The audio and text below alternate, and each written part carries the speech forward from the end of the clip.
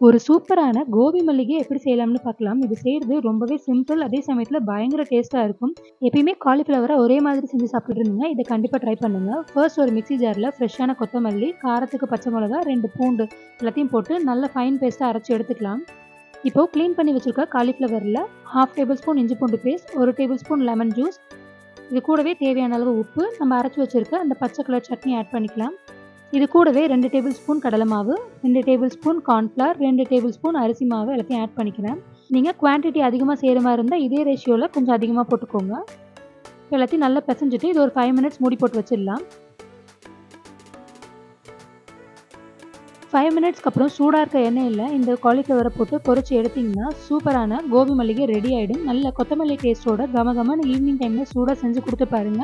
மிச்சமே இருக்காது. நீங்களும் கண்டிப்பா ட்ரை பண்ணுங்க. புடிச்சா லைக் அண்ட் கமெண்ட் பண்ணுங்க. ஃப்ரெண்ட்ஸ் அண்ட் ஃபேமிலிக்கு ஷேர் பண்ண மறக்காதீங்க. கூடவே நம்ம சேனல சப்ஸ்கிரைப் பண்ணவும் மறந்துடாதீங்க.